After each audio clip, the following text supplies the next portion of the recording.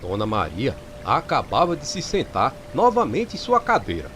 A chuva não parava de cair lá fora. Ela gostava mesmo de ouvir as histórias que Mestre Lucas contava. Ela e seu netinho, Joãozinho.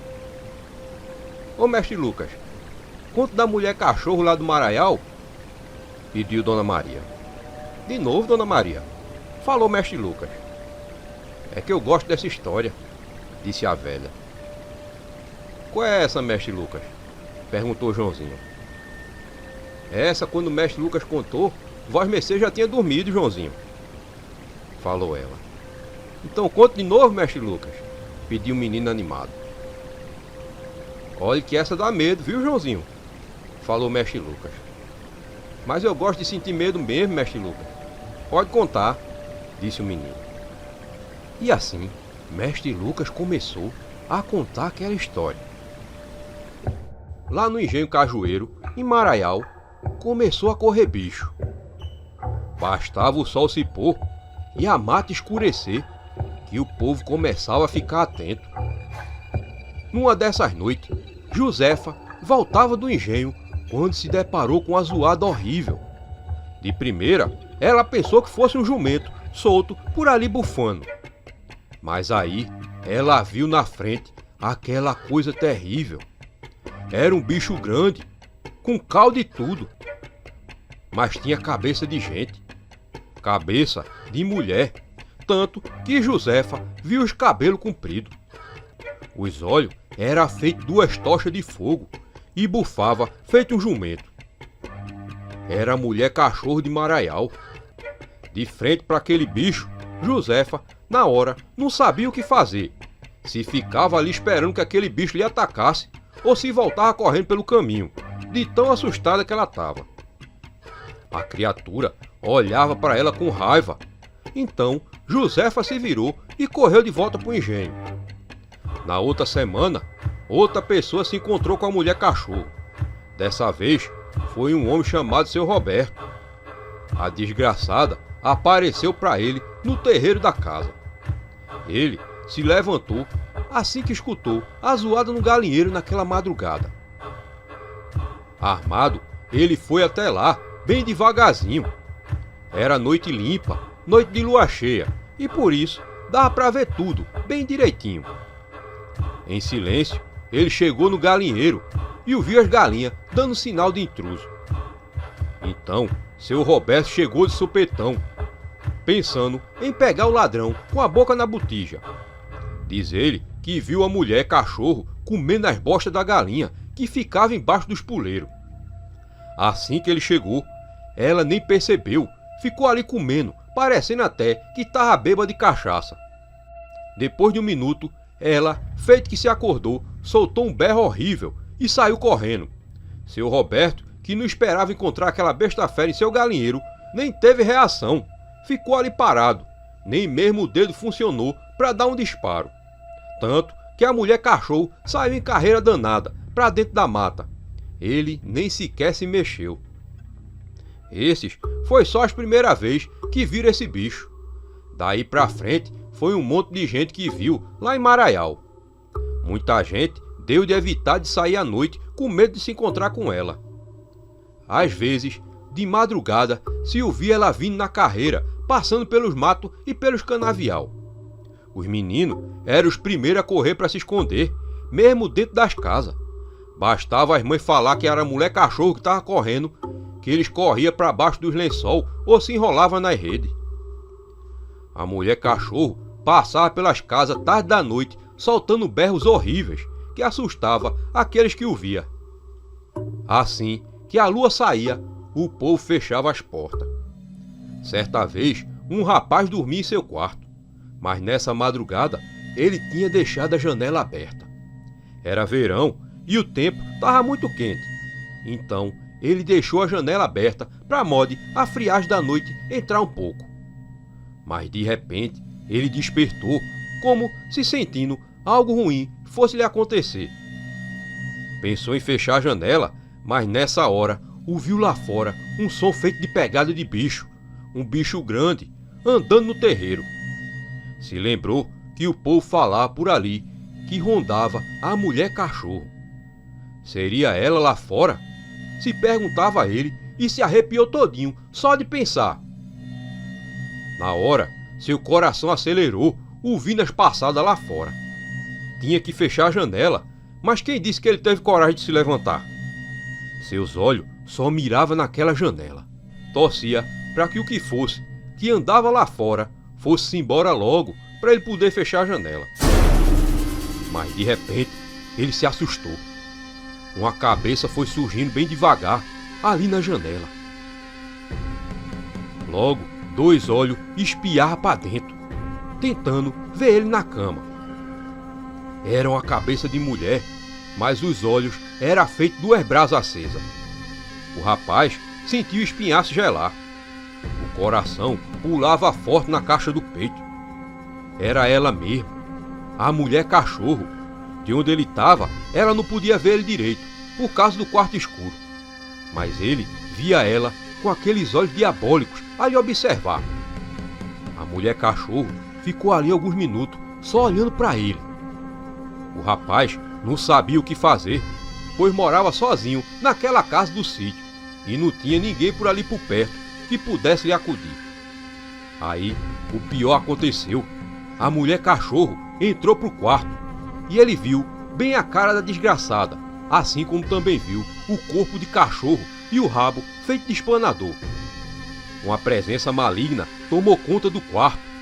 Na hora, sem pensar, o rapaz soltou um berro bem alto. A criatura, pega de surpresa, se assustou e saltou de volta pela janela, sumindo na escuridão. O rapaz correu na hora e fechou a janela. Mas no quarto ficou aquela catinga de enxofre. Depois ele bebeu água e não dormiu mais. Sempre pensando ouvir de novo os passos da mulher cachorro de volta em seu terreiro. Mas ela não voltou mais. Assim que o dia amanheceu, ele foi lá fora e viu os rastros que ela deixou. Eram os mesmos que ele já vinha encontrando algumas semanas atrás, mas pensava ser uma sussuarana ou algum cachorro que rondasse por ali. Se arrumou e foi trabalhar, como sempre fazia todos os dias. Nada contou a seus colegas de engenho. Mas quando largou naquele dia, ele não foi direto para sua casa. Era mais ou menos umas 5 horas da tarde e ele seguiu por uma estradinha que dava em uma casa perto de um córrego. Ali, ele se escondeu e ficou olhando na direção da casa.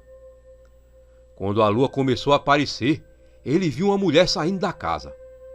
Ela foi até o meio do terreiro e lá tinha um pouco de folha seca e lenha.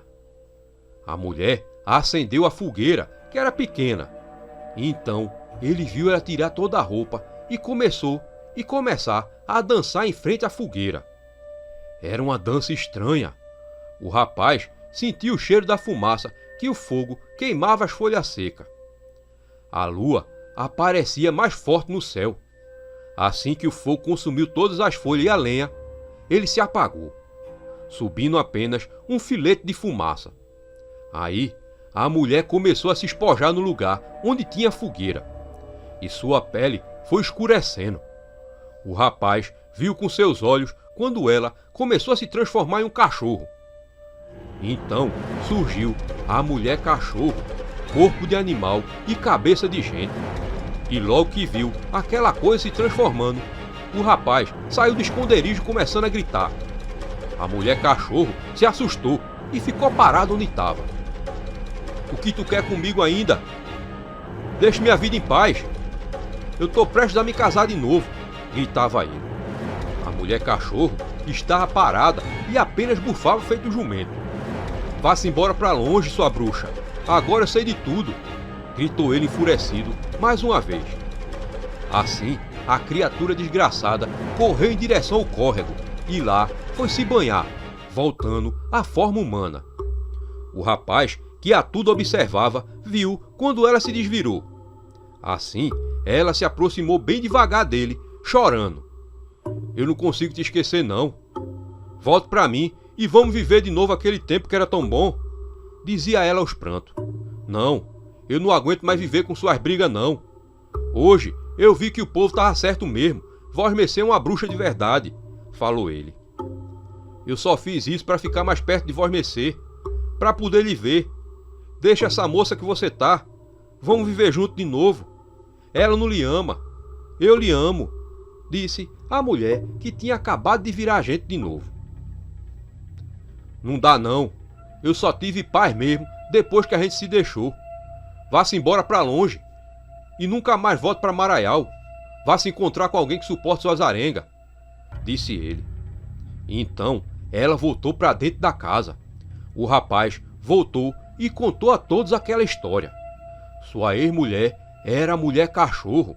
Muita gente, quando ficou sabendo, nem se espantou, pois sabiam que aquela mulher tinha mesmo fama de bruxa ali em Maraial. Teve também quem não acreditou. Mas o que acontece é que depois disso, nunca mais que se ouviu o berro da mulher cachorro por ali. Nem mesmo foi avistada nas estradas à noite. Dizem que ela fugiu para Paraíba, onde tinha parentes. Que coisa triste, hein, mestre Lucas? A coitada só fez aquilo por amor, falou Dona Maria. É, Dona Maria, tem assombração que também sente muita tristeza. Será que ela largou essa vida de bruxaria e arrumou um novo rapaz, mestre Lucas? Perguntou a velha pensativa. E quem sabe, Dona Maria? O que o povo conta é que de lá ela sumiu e foi pros lados da Paraíba, falou mestre Lucas, encerrando aquela história.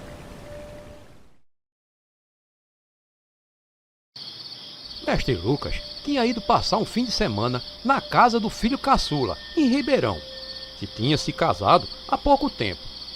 Naquela noite, o filho tinha ido trabalhar de vigia no engenho.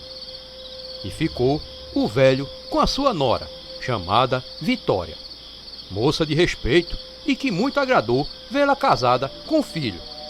Os dois falavam sobre a entrada da quaresma. Quando é tempo de quaresma, se deve tomar resguardo, não se deve dizer nome feio, nem de respeitar pai e mãe, e muito menos comer carne, falou mestre Lucas. E por que essa época é tão melindrosa, hein, mestre Lucas? Perguntou Vitória. É nesse tempo que anda no mundo o coisa ruim que tentou Nosso Senhor. Tudo quanto é coisa que não presta acontece nesses dias, pode ver. Isso é porque as porteiras do inferno se abrem. Toda a qualidade de mal-assombro anda solta no mundo, de lobisomem a mula sem cabeça. Vixe Maria, mestre Lucas, eu não vou nem sair de casa nesses dias, disse Vitória. Carece não, dona Vitória, é só não andar pelo caminho errado, é evitar essas coisas que o mal não lhe vem. Mas teve um caso que o cabra quase foi obrigado a descumprir o resguardo da quaresma, disse mestre Lucas. Oxe, e como foi isso, mestre Lucas? Quis saber Vitória. Mestre Lucas tomou mais um gole de café e começou a contar uma história acontecida em tempo de quaresma. Era a história de um certo sujeito já falecido, mas que ele tinha conhecido ainda em vida. Se chamava Pedro. Pedro sempre foi um homem respeitador de quaresma. Quando chegava esse tempo, ele evitava de tudo que não se deve fazer. Como ele vivia num sítio longe do centro da cidade de Sirinhaém, vivia da caça e do roçado. E quando vinha chegando esse tempo de quaresma, ele já adiantava as coisas. Comprava uma sacola de peixe um mês antes, já para deixar preparado para a quaresma, para passar mais a família. Pegava os peixes, danava tempero e sal, embrulhava em um papelão e botava em cima de um giral. Durava um mês todinho e mais os 10 dias. Assim que chegou a quarta-feira de cinza, que a mulher dele foi abrir o embrulho dos peixes, tava lá uma ninhada de rato. Foi tanto rato que a mulher tirou que parecia que não acabava mais. Nunca tinha acontecido nada daquilo com eles. Sempre, antes da quaresma, eles faziam aquilo, aquele preparado com peixe. Mas naquela quaresma, as coisas não tinham ido nada bem. Tem problema não. Amanhã cedo eu vou na venda e compro mais uma sacola de peixe, disse ele à mulher. Mas quando ele foi na venda cedo de manhã, no centro da cidade de Sirinhaém, já no outro dia, não tinha nem mesmo uma piabinha para ele comprar. O peixeiro mandou ele voltar dali a 15 dias. E assim, Pedro e a família passaram 15 dias só comendo arroz e feijão puro, com bredo. Passados 15 dias, que ele voltou de novo na venda, mais uma vez o peixeiro disse que não tinha peixe, tinha se acabado. O vendedor falou que o peixe não estava dando nem para quem queria. Pedro voltou para casa e tentou conformar a família, mas nem ele mesmo aguentava mais comer aquele feijão e o arroz puro. O gosto da comida começava a aparecer de mato seco. Uma certa noite lá, Pedro se zangou e decidiu ir caçar. Sentia vontade de comer uma carne assada na manteiga, e foi só ele pensar nisso que até o gosto lhe veio na língua. A mulher até tentou impedir o marido que saísse de caçar em plena quaresma. Toda a minha vida eu respeitei a quaresma, mulher. Os santos hão de perdoar, mas não tem cristão que aguente só comer feijão e arroz puro, disse ele a ela. E assim chamou o filho mais velho, pegou seu cachorro Sansão e se meteu na noite na mata para caçar tatu. Era noite escura, sem lua no céu.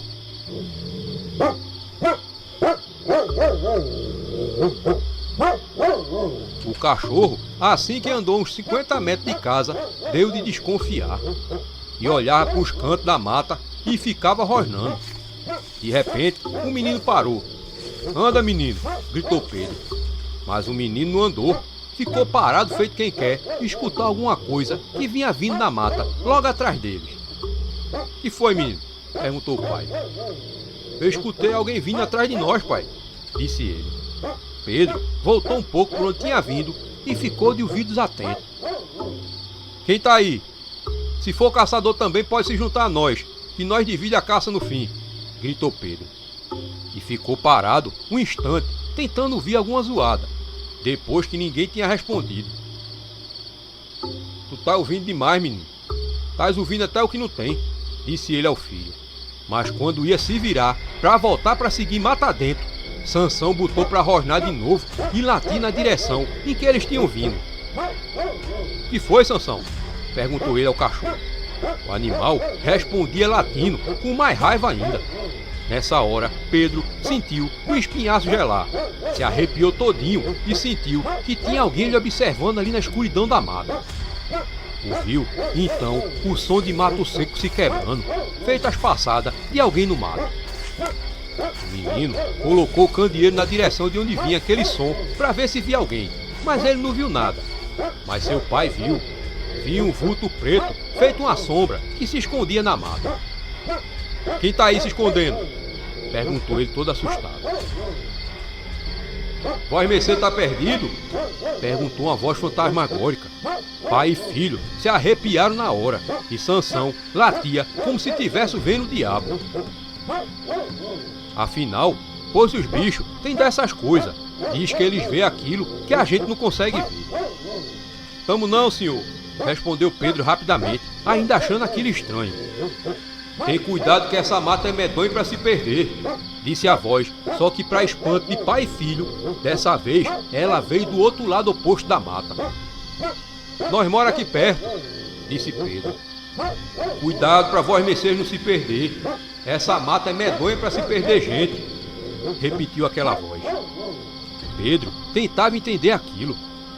Naquela hora, nem se lembrava que andava na mata escura, em noite de quaresma. "Vós mercê é caçador?" perguntou ele curioso, com aquela voz. "Sou sim, senhor", respondeu de lá o outro. Respondeu, agora, do mesmo lado em que tinha falado pela primeira vez. "Se achegue mais pra luz, homem, pra eu ver sua cara", falou Pedro, enquanto seu filho erguia mais alto o candeeiro, para modo de iluminar o homem que vinha. Assim, ouviram os passos se aproximando, e logo uma figura na forma de um homem era vista. Mas assim que chegou na luz, pai e filho se assustaram. O que surgiu foi uma figura esquelética, toda vestida, com uma cara de caveira, cheia de couro seco ainda. No lugar dos olhos, só tinha os 2 buracos da caveira. Sansão, ao ver a assombração, foi o primeiro a correr. E logo atrás, seguiu Pedro, puxando o filho pela mão. Como estava perto de casa, logo chegaram e contaram para a mulher. Tá vendo tu, homem? Tu tinha nada que caçar nessa noite de quaresma? Falou ela. E se lembrou que ali seu pai contava que o nome daquela mata antigamente era Mata do Caçador, pois ali tinha se perdido um homem que tinha ido caçar e nunca mais foi achado, nem vivo e nem morto. Pedro soube na hora que aquilo era um aviso para não quebrar resguardo de quaresma, pois ele era acostumado a caçar ali há anos e nunca que tinha encontrado assombração nenhuma. Vixe Maria! Desde esse dia, quando não faltar, e desde esse dia, Pedro aprendeu que quando faltasse peixe, era melhor comer feijão e arroz puro do que ser assombrado por uma criatura daquela. Vixe Maria, mestre Lucas, essa história foi de assombrar mesmo, disse Vitória. E ali, o sogro e a nora emendaram a conversa sobre assunto de assombração pela noite adentro.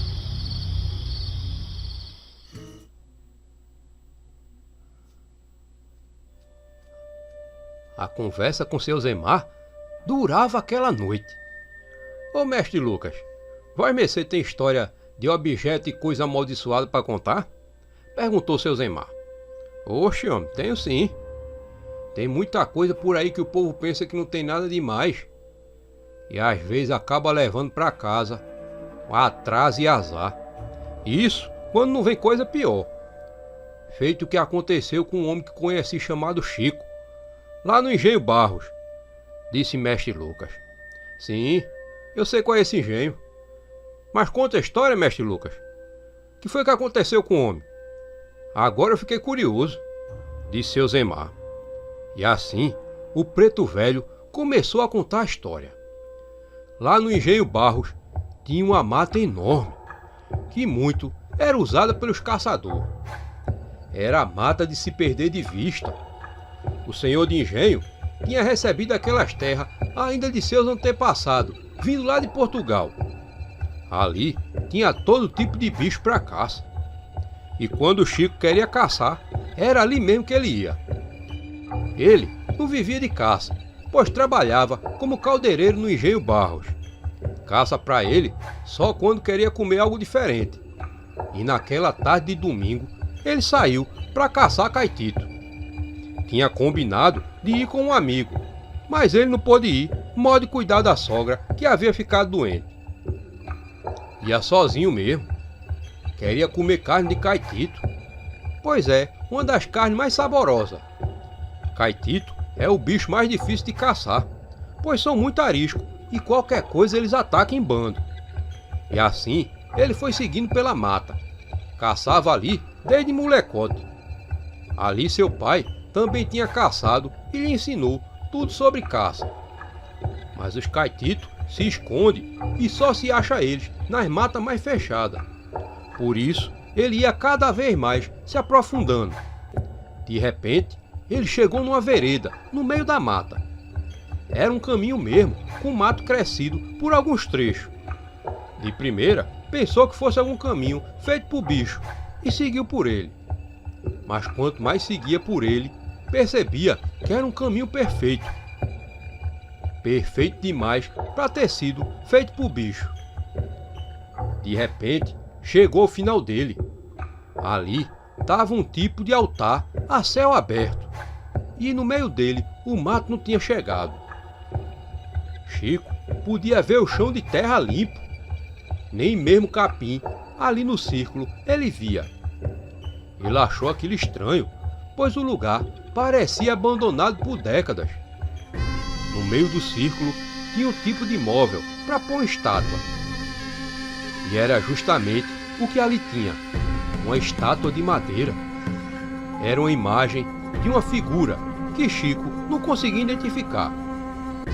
Aquilo era muito estranho. Ele pegou o objeto e ficou olhando para ele.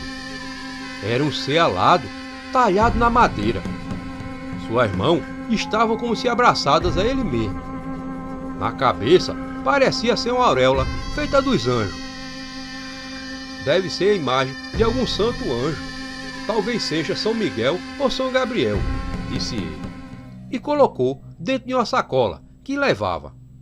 Nessa hora foi que ele percebeu que nem mesmo formiga ou outro tipo de inseto ou passarinho cantando nos galhos ele tinha visto por ali. Naquele trecho era tudo silêncio. Seguiu para onde os pássaros mais cantavam. A tarde seguia calma e o sol de junho já ia esfriando. De repente, lá longe, ele ouviu aquele guincho. Era os caititos. Chico engatilhou a arma e seguiu à procura deles. Ia atirar de longe, que ele não era doido.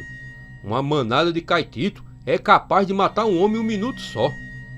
Ia atirar e esperar que eles corressem assim que o visse o tiro. Assim, ele andou mais um pouco e logo viu uma manada, a uns 50 metros deles. Tinha mais ou menos uns 20 animais. Seguiu contra o vento para eles não ouvirem o pisado e nem mesmo sentirem o seu cheiro. De onde Chico estava era tiro certeiro e os animais nem mesmo daria por sua presença. Escolheu um deles e mirou. Mas quando ia atirar, sentiu aquela cipuada na perna. Quando ele se virou para ver o que tinha lhe acertado, percebeu que era um caitito.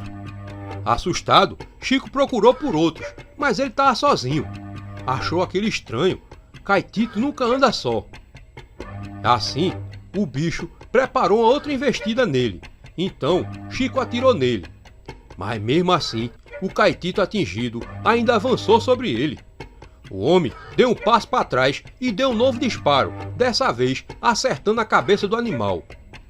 Foi quando ele não entendeu, pois mesmo assim, o bicho com a cabeça estourada ainda guinchava e pulava em cima dele para lhe acertar. Nisso, mais um tiro ele deu e o caitito ainda saltava à sua frente com tanta agilidade quanto da primeira vez. Com o barulho dos tiros, a manada de caitito avançou na direção de Chico. Foi quando uma última bala da arma derrubou o animal, que ainda estribuchava no chão. Chico então caiu. Só então ele sentiu a dor na perna. Quando passou a mão, veio cheia de sangue, que já empapava a calça. Na hora, ele não percebeu, pois estava com sangue quente, e nem mesmo tinha sentido a dor. Agora, a dor vinha com toda a força. A ferida parecia ser grave. Temeu que tivesse pegado em alguma veia mortal, mas nem teve mais o que pensar, pois o pior estava para acontecer. De repente, a manada de caititos apareceu e cercou Chico. Mas ele então viu que os bichos não avançavam. Pareciam ter medo dele. E num rompante, os caititos saíram numa carreira danada para dentro da mata. Parecia mais um milagre. Foi quando Chico viu que na luta com os caititos, a imagem do ídolo tinha caído fora e de pé. Pegou e se levantou. Parecia mesmo um milagre. Parece que Vós Mercê me fez um milagre, meu santinho, disse ele, olhando para aquele ídolo de madeira. Mas quando ele procurou pelo caitito que tinha lhe atingido, canto limpo, o bicho tinha sumido. No lugar, nem mesmo tinha rastro dele. E no chão, o único sangue que ele via era o próprio, que derramava sem parar. Chico achou aquilo estranho, mas atribuiu como mais um milagre daquele ídolo. Amarrou a ferida para diminuir o sangramento. Em casa, ele contou a milagrosa história para a mulher, que tratava de sua ferida. Ela percebeu que o ferimento era muito grave. Ele nem mesmo ia poder trabalhar no dia seguinte. Ia ter que ficar de repouso. Tinha perdido muito sangue. Eu fui salvo por esse meu anjo da guarda, Carminha. Se não fosse por ele, essa hora eu era mortinho. Ninguém que ia me achar dentro daquela mata fechada, disse ele, beijando a imagem. Assim que anoiteceu e depois de jantarem, Chico reuniu os vizinhos e lhe mostrou a imagem. Contou novamente, detalhe por detalhe, do que tinha lhe acontecido. Os vizinhos ficaram todos espantados. Realmente era uma história milagrosa. Logo, o tempo passou e já era hora deles dormir.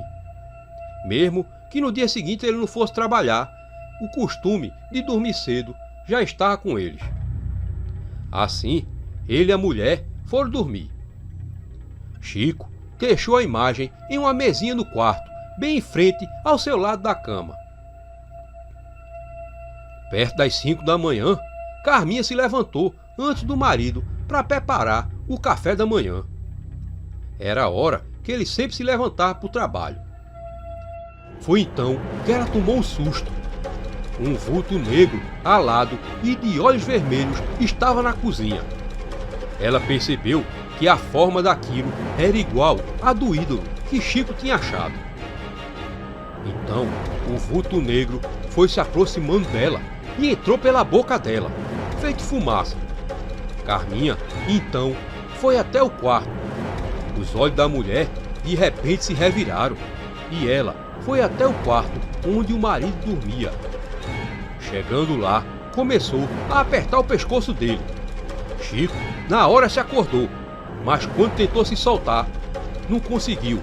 Percebeu que as mãos da mulher estavam duras feito pedra e cada vez mais apertava seu pescoço. Ele começou a berrar alto. Logo, o som de ossos quebrando se ouviu e Chico parou de gritar. Sua cabeça caiu sem vida para o lado. Dois vizinhos arrombaram a porta e foram acudir o amigo. Assim que entraram no quarto, se depararam com aquela cena da mulher ainda apertando o pescoço do marido, já sem vida. Eles tentaram tirar as mãos dela e perceberam que as mãos dela estavam muito duras e muito fortes. Foi então que eles perceberam que os olhos dela estavam tudo revirado, estava branco. Os vizinhos, assustados, não sabiam o que fazer. A mulher parecia possuída por algum mal. Foi aí que Carminha caiu no chão.